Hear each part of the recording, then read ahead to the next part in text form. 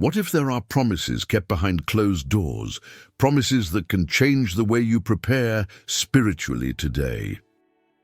The camera glides over silent rocky hills. The soundtrack is discreet, and an ancient envelope appears in close-up, as if breathing on its own.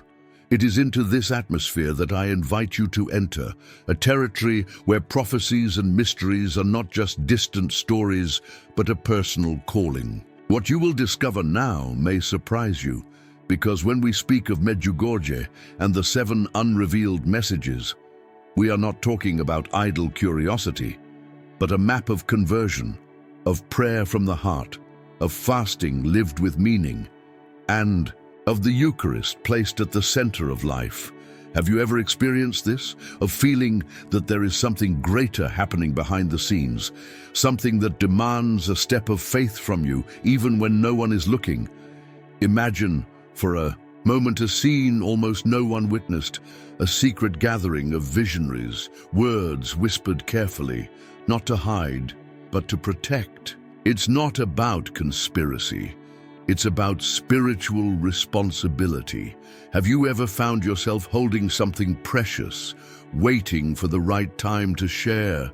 Stay with me until the end, because there's a delicate logic behind these promises, a dynamic of if-then that comes from the oldest pages of our faith and descends into the concreteness of everyday life.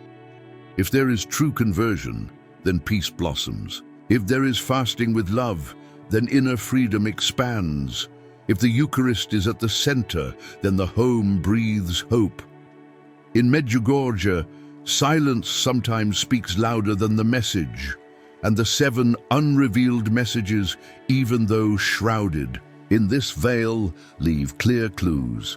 The urgency to return to the essentials, to cultivate vigilance of the heart, to integrate prayer into ordinary life, to reconcile before sunset. Perhaps you recognize this movement in small things.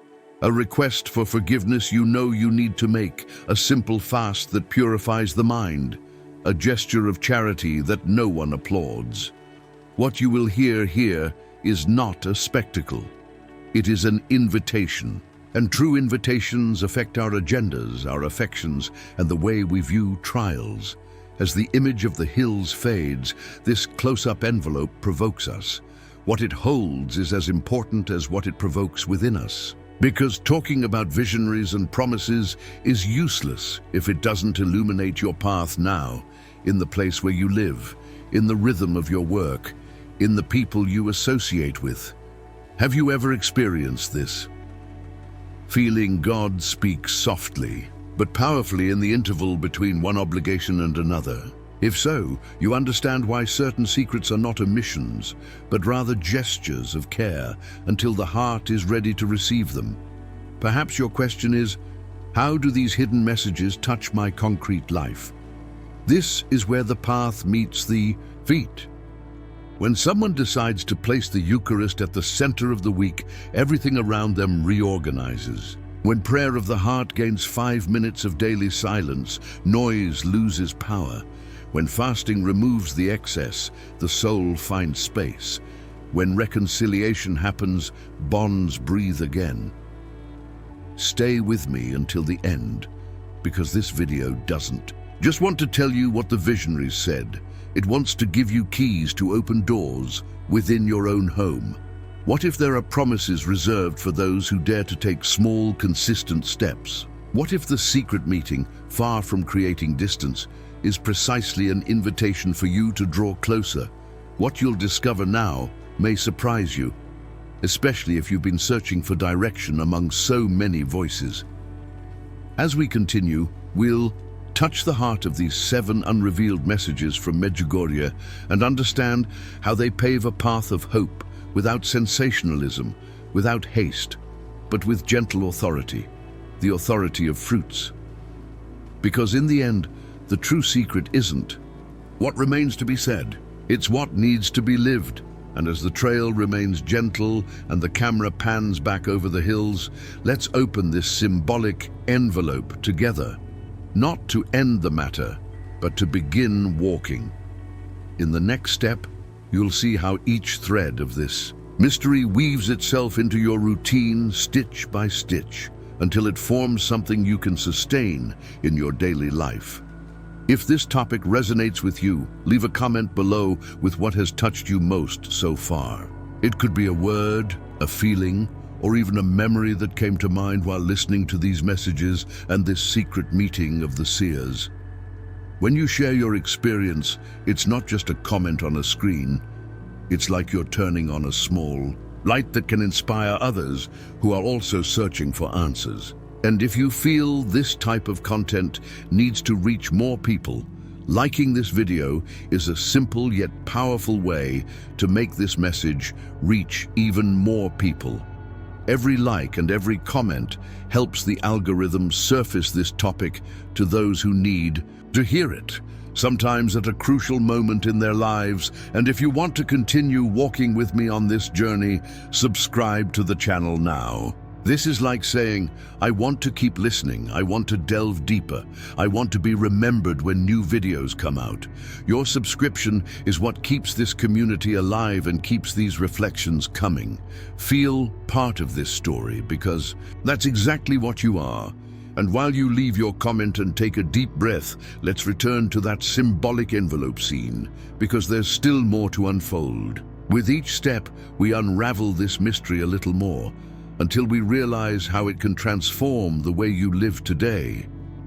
When the camera pans over the map, the image fixes our starting point in a small region of the Balkans, and suddenly, what seemed distant takes on a human form. Medjugorje isn't just a difficult name to pronounce. It's a village that, starting in 1981, began to receive footsteps from people everywhere, drawn by something that can't be explained by statistics alone. At the end of June, 6 teenagers, ordinary faces, simple lives, said they had seen something that would change the spiritual mindset of thousands. A call to prayer from the heart, to concrete conversion, to silent decisions that open space for real transformation. Ivanka, Mirjana, Vika, Ivan, Maria, Yakov, names that would appear alongside dates, family photos, dirt roads, and a simple parish church.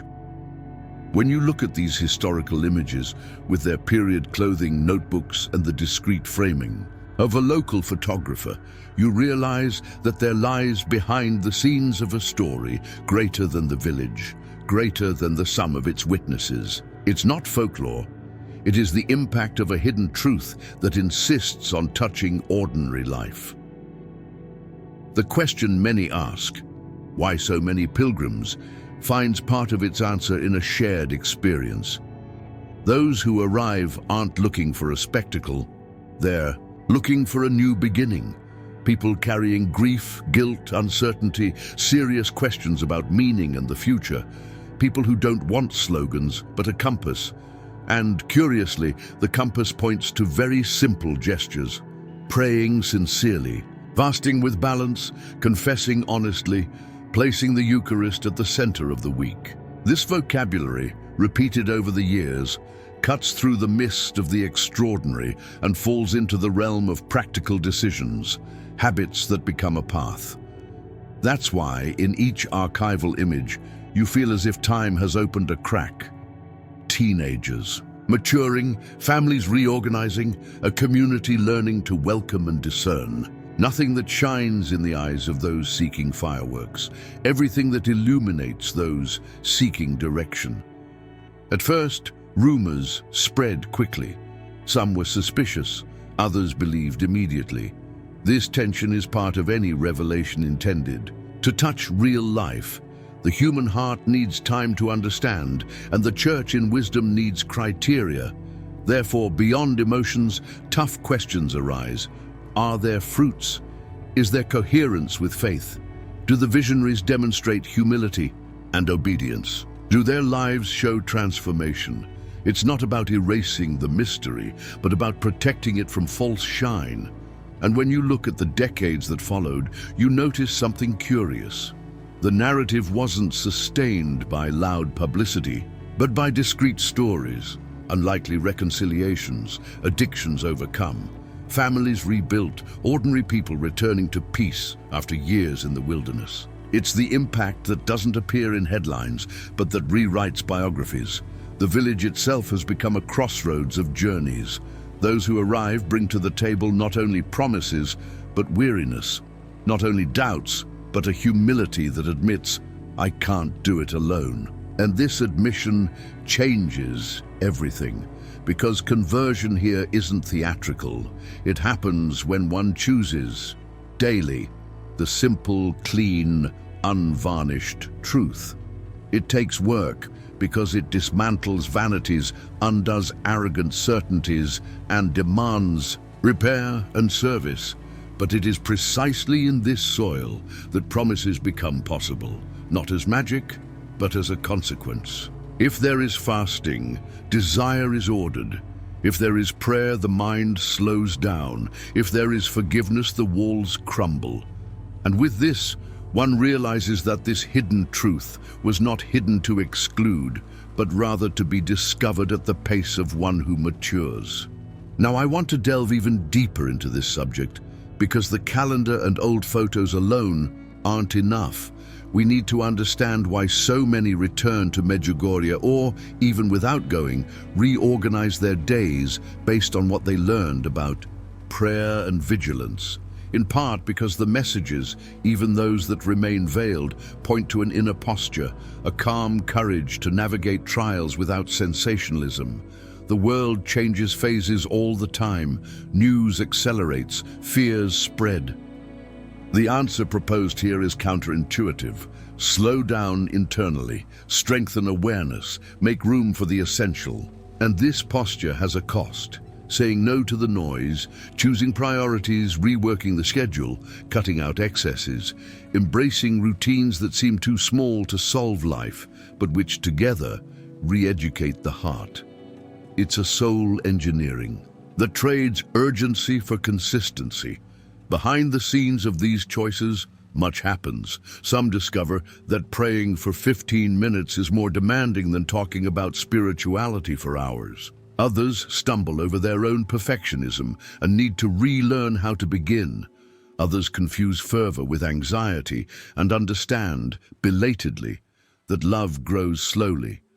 Therefore, discernment is essential, separating impulse from inspiration like sifting for gold in a riverbed. The visionaries, with their evident humanity, remind us that choosing truth requires humility. These are not mystical superheroes, but people who had to endure stares, judgments, and inappropriate curiosity, and follow day after day what they believe to be God's will. This silent constancy is perhaps the greatest sign. And when someone asks, why go there if God is everywhere? The answer returns like an echo, to remember with the body what the mind already knows and the heart forgets. Walking, praying, climbing a hill, waiting in a confession line, kneeling at Mass. These are gestures that shape the mindset, rekindle intention, and prevent faith from becoming just an idea. The map helps us understand the path. Key dates remind us that history has memory. Historical photos give a face to what could become myth, and together these elements ask, what are the milestones of your own journey? What day did you decide to forgive? What week did you choose to fast with purpose? What month did you refocus the Eucharist? Faith is rooted in repeated decisions, so milestones matter. They tell us where you've been and where you want to go. There's also the theme of hope. At a time when so much is said about crises and collapses, the invitation that emerges from this village doesn't call for escape. It calls for steadfastness. It speaks of peace as a laborious choice, of reconciliation as a craftsmanship, of charity as a commitment to the real neighbor who has a name and address. This hope is not naive. It coexists with tears, loss, uncertainty, and yet persists. That's why so many pilgrims find the strength to return home and do what needs to be done. Ask for forgiveness, restart a conversation, break a habit that destroys, sustain a habit that builds. Small, discreet, domestic revolutions that change. The atmosphere of an entire family. There's no headline for this, but there are fruits. Some are bothered by the silence surrounding certain messages, as if secrecy were synonymous with arbitrary concealment. But spiritual history is full of moments when silence protected the sacred until the collective heart could receive. Think of a seed. If the surface of the soil is constantly disturbed, it doesn't take root. Recollection allows something to germinate. Later, when it sprouts, everyone sees it. Meanwhile, the work is underground and requires trust. It's this kind of trust that Medjugorje reteaches, far from slogans and quick opinions. A trust that allows us to navigate today without losing. Our bearings that faces trials without denying the pain, but also without giving up on the promise. And perhaps this is where you find yourself, among maps and memories, among old archives and your own saved photos. It doesn't matter if you've already walked those streets or just heard about them. What matters is recognizing the points of contact between that story and your own. Where do you need a fresh start? What concrete decision, simple, measurable, can usher in a transformation? Sometimes it's as small as getting up 5 minutes earlier for some real silence. Sometimes it's as big as restoring a broken relationship. In both cases, the compass points in the same direction. Truth lived, not just spoken. And when truth meets practice, promise finds its way. As we continue to stitch together the images, the narrative returns to its essentials: conversion, prayer, fasting, reconciliation, the Eucharist. 5 words that seem too old for our hurried times, but that endure because they work. They work not in the utilitarian sense, do this to get that, but rather in the sense of aligning life with what it has always asked for, even if hidden. Beneath layers of distraction, it is the re-education of attention, the healing of a weary heart, the clarity that allows us to choose without losing our way. When this happens, one doesn't need applause, one needs constancy. And constancy, as simple as it may seem, is the strength that sustains any worthwhile promise. If, looking at this map and hearing these dates, you feel a subtle calling, embrace it. It's not a call to distance yourself from those you love, but to draw closer.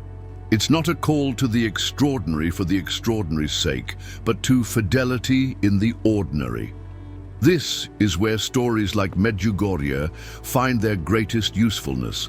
They remind us that the sacred doesn't reside on a stage. It resides in the living room on the way to work, in caring for those who suffer, in patience with those who fail. And if all this touches you in some way, keep this impression. It will be useful when we reach the more demanding layers of the subject, where the revelations cease to be news and become a path traveled step by step, without haste and without fear. Comment there. That makes sense to me. When we think of the word secret, the first reaction is almost always distrust.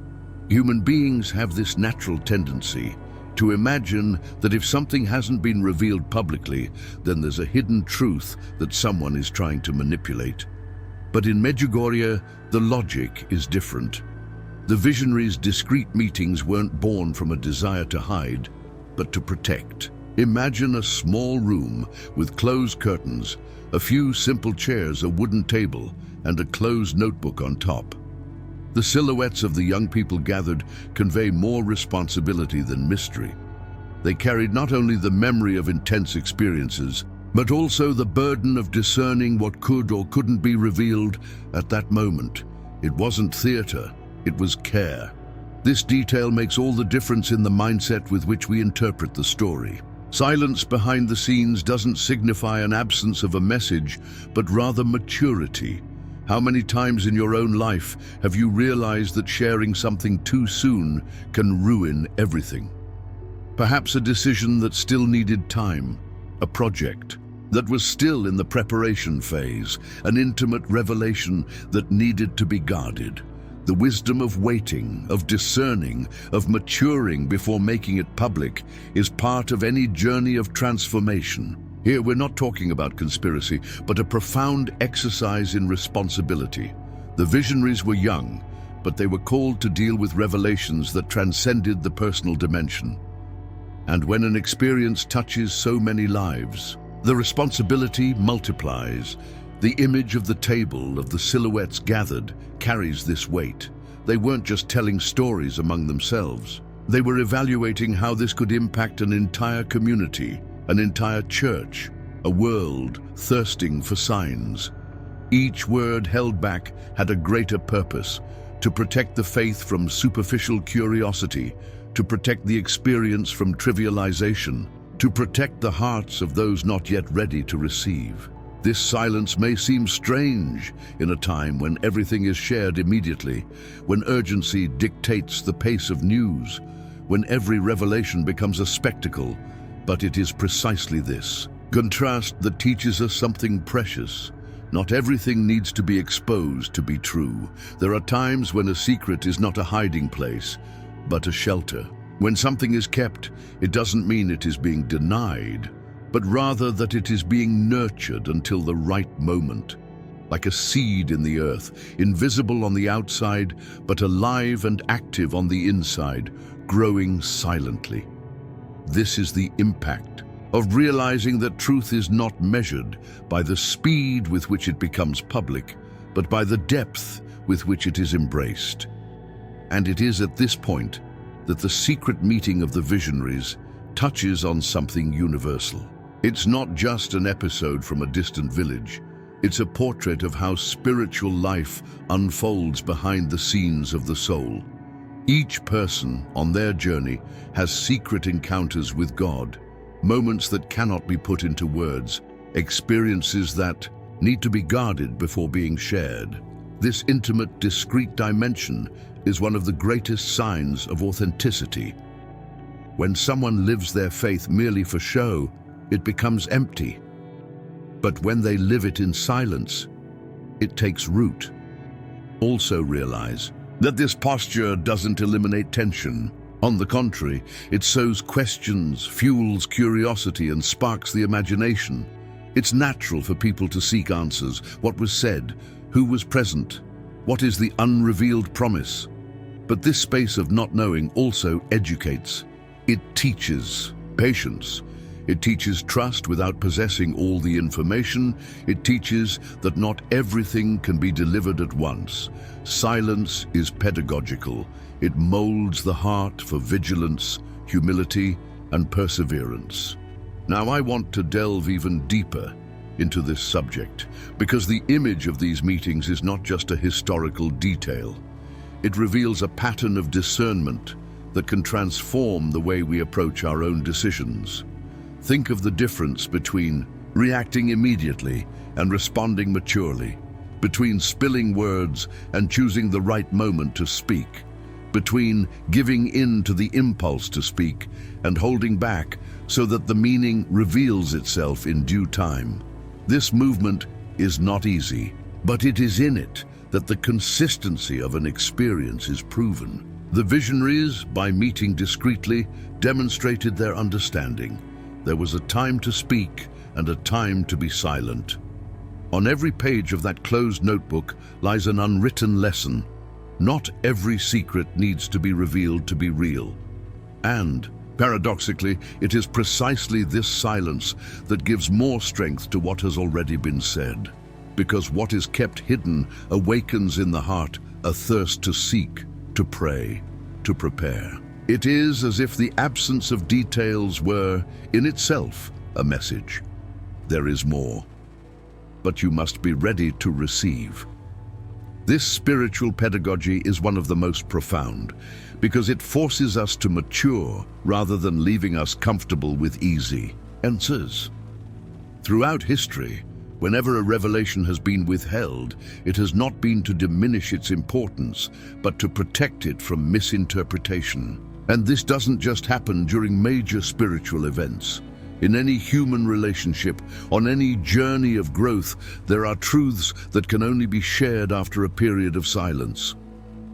It is in this space of waiting that conviction is formed, that roots are strengthened, that character is honed.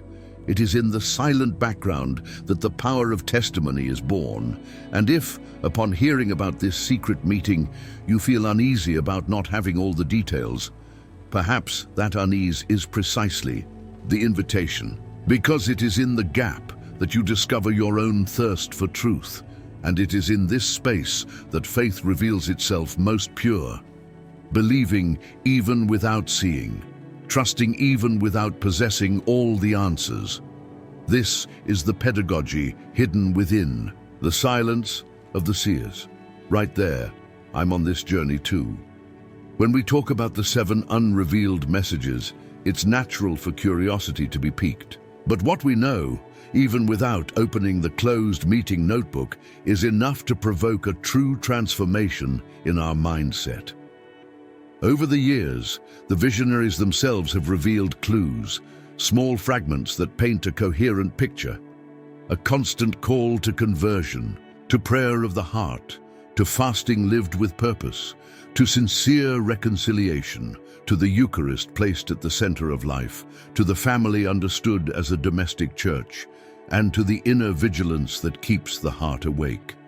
These 7 pillars form almost a spiritual map, which is repeated in the speeches, in the homilies, in the testimonies of those who passed through and returned different. These revelations are not meant to generate fear or speculation, but to inspire concrete decisions, those you make in the silence of everyday life, away from the spotlight. Each theme seems to echo something already engraved in the consciousness of anyone seeking a more wholesome life. Conversion, for example, is not an old, outdated word, but a call to rethink one's path. How often do you feel like you're on autopilot, repeating habits that lead you nowhere? Conversion is precisely the courage to turn the steering wheel, to recalculate the route, to abandon what keeps you from your best self. This is where the message finds its power. It's not a distant concept, it's a daily decision that shapes your story. Prayer of the heart comes next, like the oxygen of this journey. It's not about mindlessly repeating formulas, but about opening a real space within oneself, where dialogue with God takes place in a living way. Some call it meditation, others contemplative silence. The name doesn't matter. What matters is the practice, the consistency, the time set aside for the mind to slow down and the heart to align with what is essential. Behind the scenes of this experience, much is rearranged. Fear loses strength, anxiety loses control, hope rises again. Fasting, far from being just a dietary discipline, is a key to freedom. By choosing to give up something, even a simple one, you discover that you are not a slave to your impulses.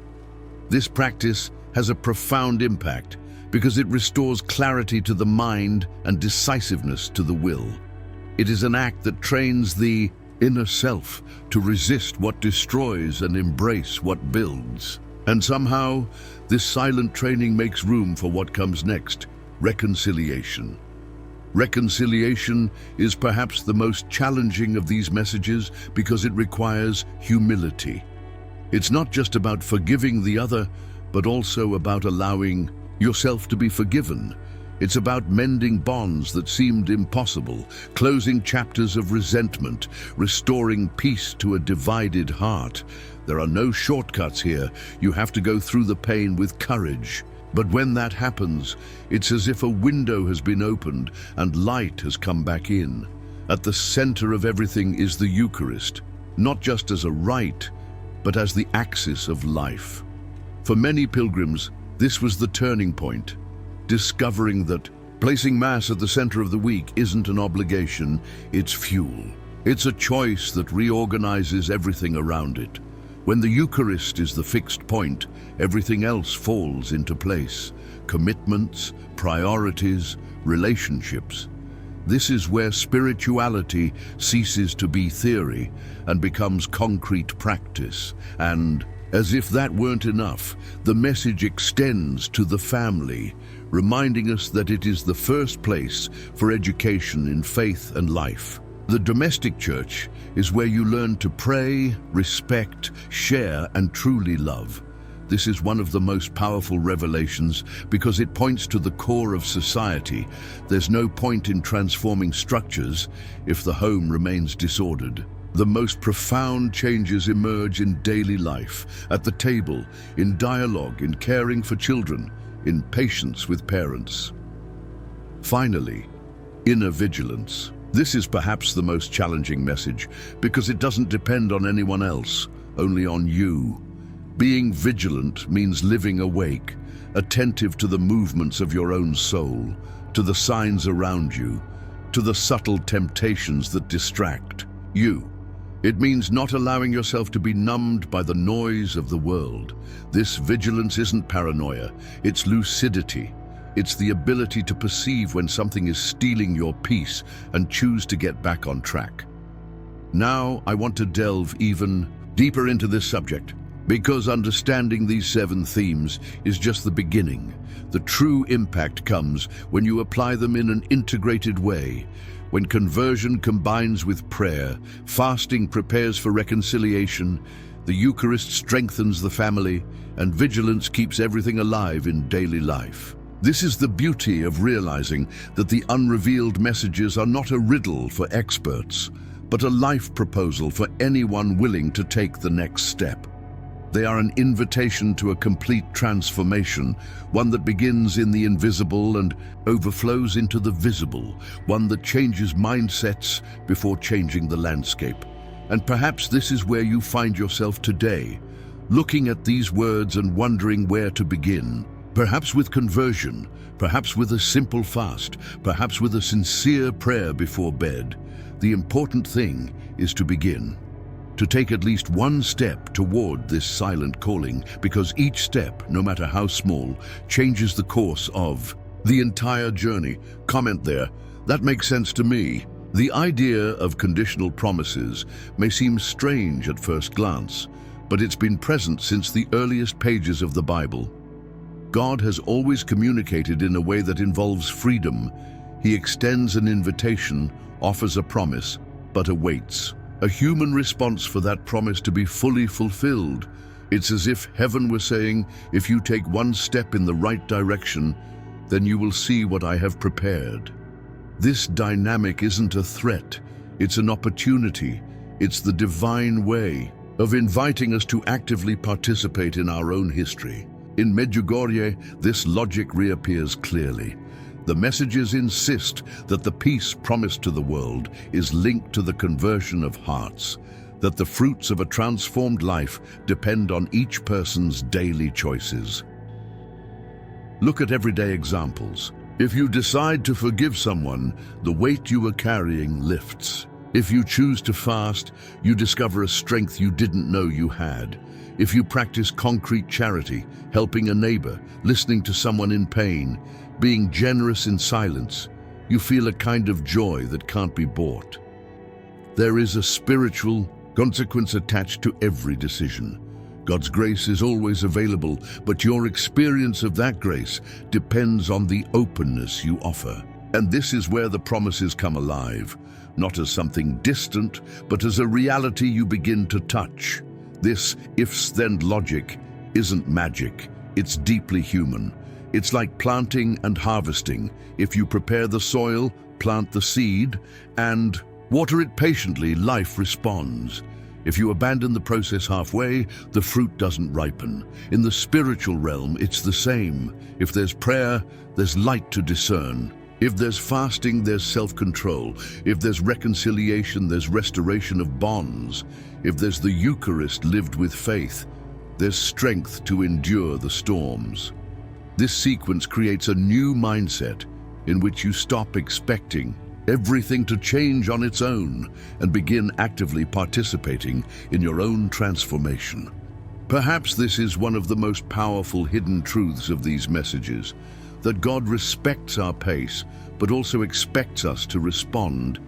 He doesn't force, He proposes. This changes the perspective on faith. It ceases to be passive and becomes a partnership. One no longer waits for promises to fall from the sky like lottery tickets, but understands that each decision is a way of making room for the promise to be fulfilled. This awareness brings a different kind of joy because it gives meaning to the small acts of the day. Even a simple gesture like lighting a candle or stopping for 5 minutes to give thanks transforms into something that shapes one's inner self. Now I want to delve even deeper into this subject, because this spiritual logic is also an invitation to rethink how we react to difficulties. Often, when something goes wrong, the immediate reaction is to complain or become discouraged. But what if every difficulty were also a chance to experience the if-then? If faced with conflict, you choose patience, peace sets in. If faced with loss, you decide to trust, hope grows. If faced with injustice, you choose not to seek revenge, inner freedom expands. It's as if each situation were a doorway to experiencing a promise. Behind the scenes of your spiritual life, these choices have a huge impact. Perhaps no one sees your effort, no one applauds your sacrifice, no one notices the forgiveness you've decided to offer. But it's in this hidden place that grace works most powerfully.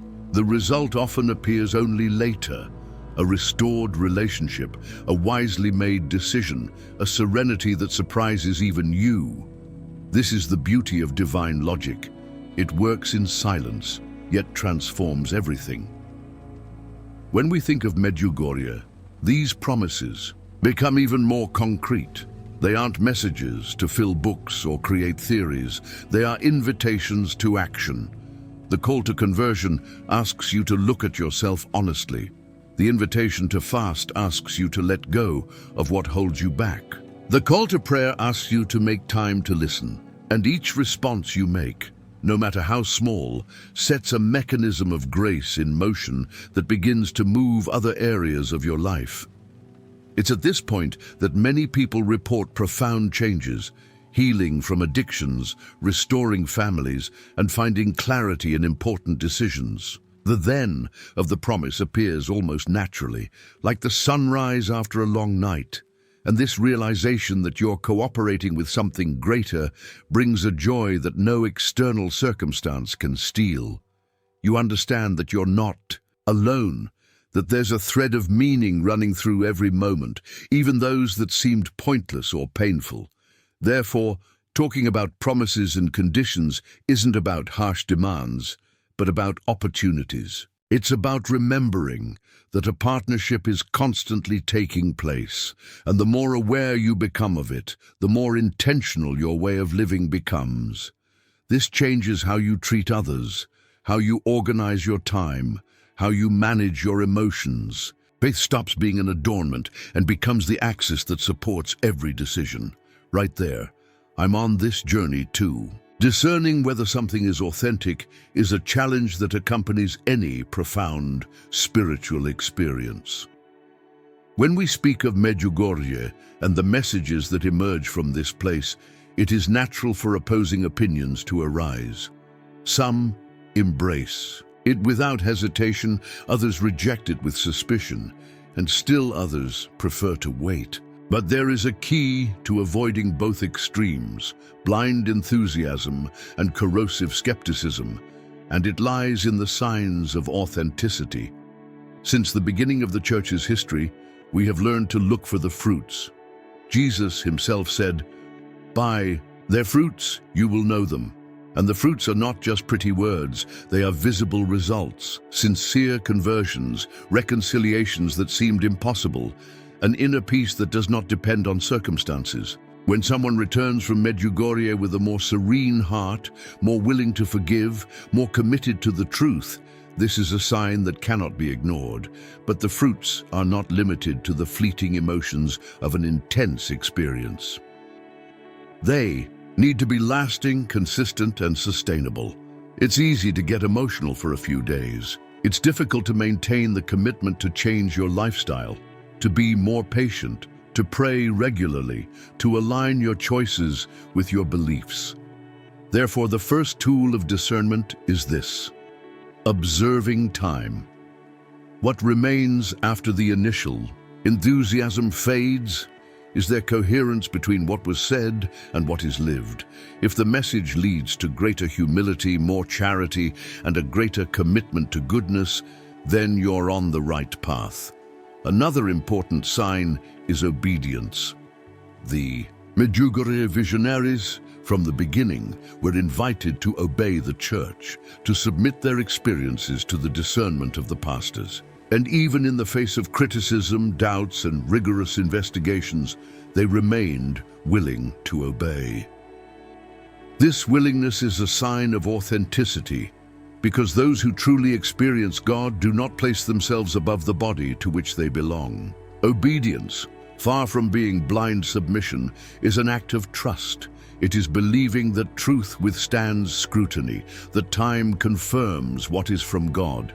We also need to talk about humility. It's one of the clearest signs that something is real. If the experience leads someone to exalt themselves, to feel superior to others, to seek status or recognition, there's reason to be cautious. But if that experience leads the person to become simpler, more aware of their own limitations, more open to service, this points to authenticity. The accounts show that the visionaries, despite the attention they received over the years, continued to lead ordinary lives. They married, had children, and faced pain and joy like anyone else. This normality is a reminder that the extraordinary is not meant to create idols, but to lead to the essential. Now, I want to delve even deeper into this topic because discernment isn't just about analyzing what's external, but also about perceiving what happens within us when we encounter these messages. Have you ever felt that pleasant discomfort, as if something were calling you to step out of your comfort zone? This inner movement is also a sign. Sometimes the authenticity of a message is revealed in the discomfort it causes, in the way it invites us to reconsider our choices. A message that only confirms what we already think may be comforting, but a message that calls us to grow has the power to transform. This kind of discernment requires time, patience, and silence. It's not about collecting opinions or seeking immediate approval, but about allowing the fruits to appear. It's like observing a tree. One doesn't judge by the pretty flower that appears for a moment, but by the fruit that truly nourishes. When the message generates more love, more reconciliation, more commitment to the truth, it's a sign that the root is healthy. Behind the scenes of faith, this process of discernment also educates us.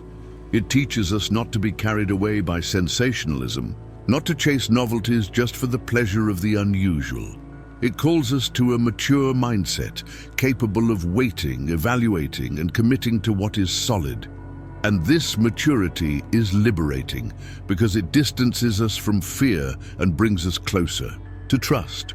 In a world full of voices, having clear criteria is like having a map in the fog. And that's what these tools offer, an internal checklist to help you stay on track.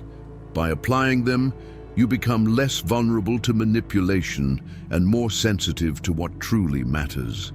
And this sensitivity will guide your future decisions, helping you separate the fleeting from the eternal. Comment there. That makes sense to me. When we bring all this into real life, the real challenge begins. It's easy to be enchanted by the messages, to feel your heart burn for a few minutes, and even to be moved by testimonies of transformation. But what really changes is when these ideas cross the threshold and begin to interfere with routine, with the small decisions of the day. It's there, on the ground of ordinary life, that spirituality takes shape. Think of something simple, like setting aside 5 minutes of silence every morning.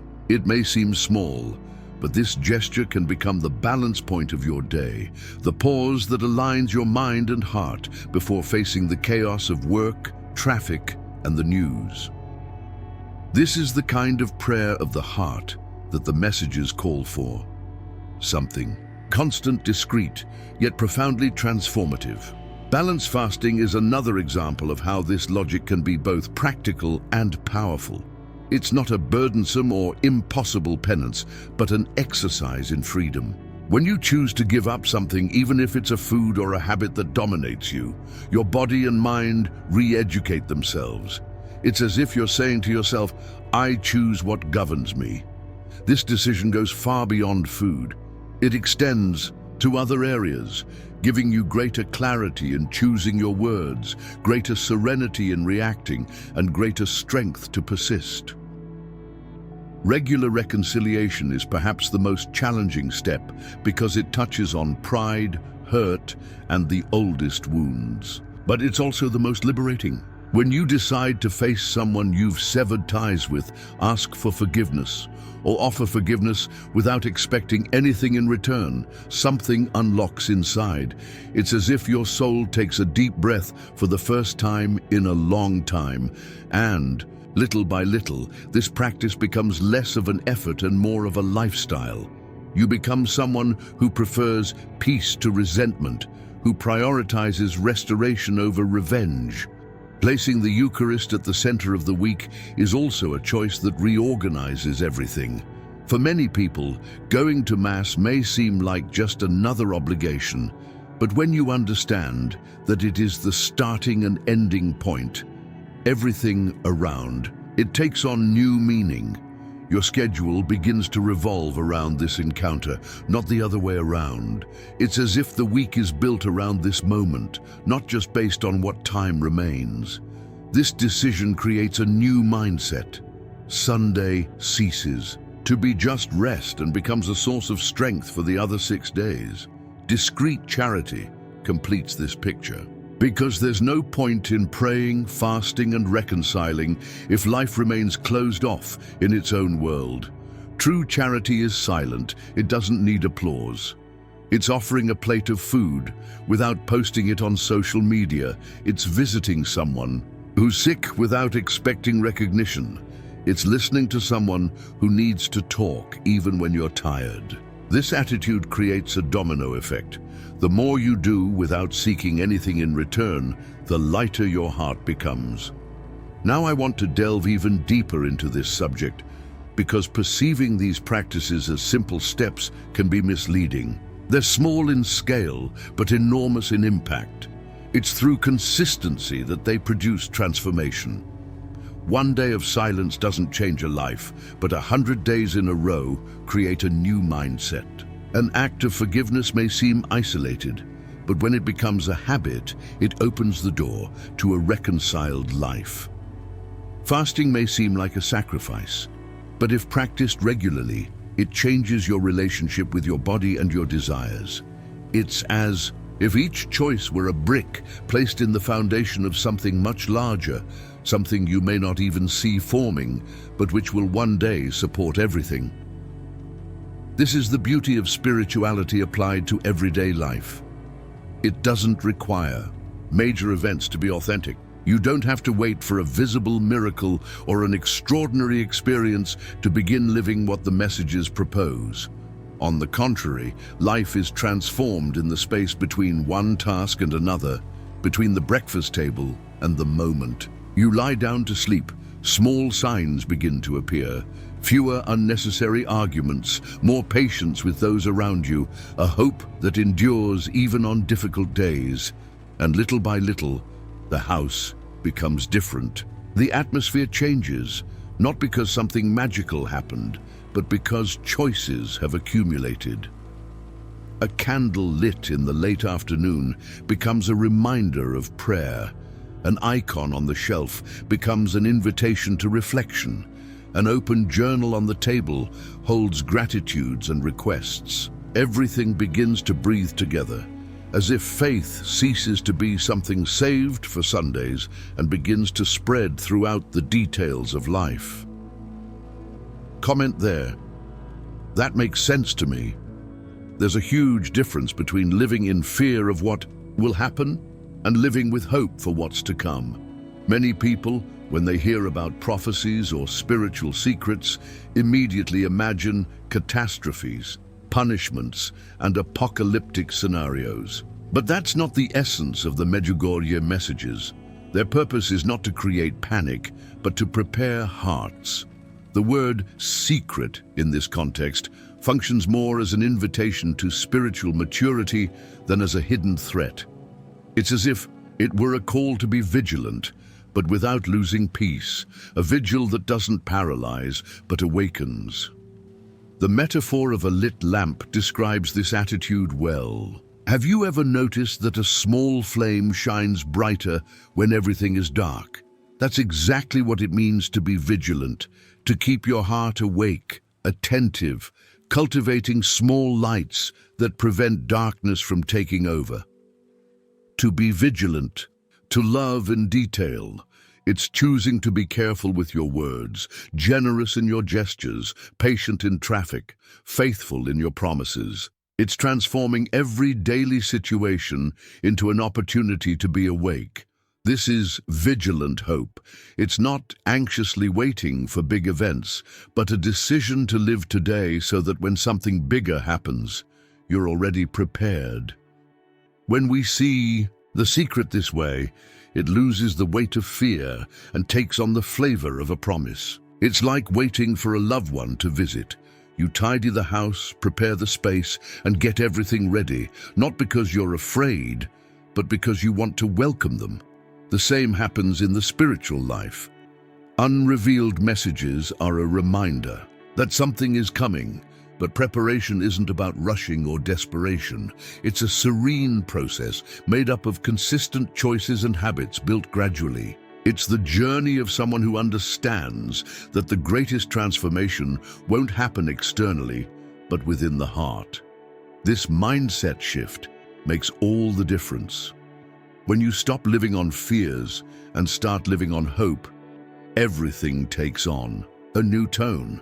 Work stops being just an obligation and becomes a mission.